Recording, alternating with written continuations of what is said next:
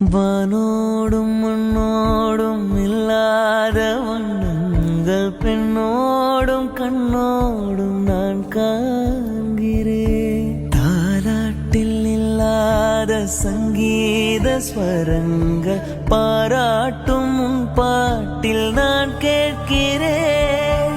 மழைத்துளி என்னதவும் தான் செய்ததோ, மலர் கொண்ட மார்போடு தொட்டாடுதே.